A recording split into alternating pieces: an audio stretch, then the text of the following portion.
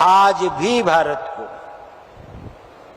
बाहर से भी और अंदर से भी बहुत अधिक चुनौतियां हैं। भारत का विकास से सभी लोग बहुत आनंदित हों ऐसा नहीं है।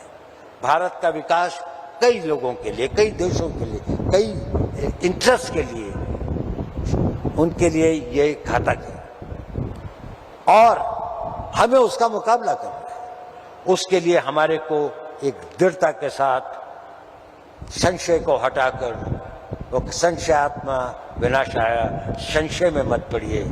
एक बार एक ही चीज को सोचिए, देश के इंटरेस्ट को सोचिए, देश के इंटरेस्ट में काम करिए।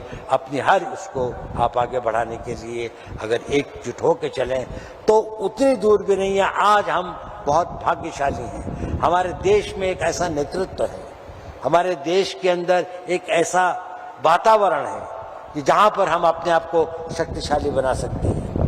माननीय मोदी जी, माननीय अमित शाह जी, सभी लोग इतने एकजुट होकर काम करें। मुझे तो गृह मंत्री जी के साथ काफी क्लोजली काम करने का सौभाग्य मिला है। मैंने उनकी देश हित के प्रति जो कमिटमेंट देखी है, उनका जो विश्वास देखा है और उनकी जो दृढ़ता देखी है और क्लियर विजन, और कभी किसी असमंजस उनको नहीं होता, वो बड़ी श्रद्धा के पात्र है। मैं कहता हूँ उन्होंने, हम तो हमारा तो एक लिमिटेड काम होता है, लेकिन जो उन्होंने देश के लिए किया है, जो प्रधानमंत्री जी ने देश के लिए किया है, ये शायद इस देश को बहुत आगे बढ़ाएगा।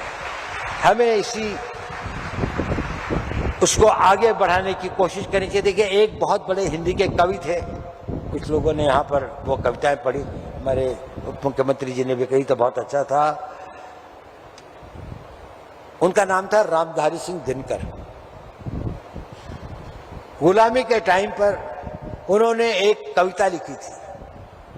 मैं चाहता हूं कि हम सब लोग समय मिले तो एक छोटी सी कविता है, 15, 16, 20 लाइन की, उसको पढ़े तो, और उसका नाम है आग की भीख।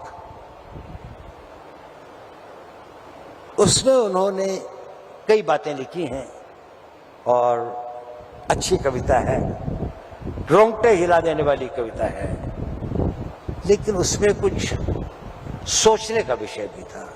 और कवि जो है ईश्वर से प्रार्थना कर रहा है, भीख मांग रहा है।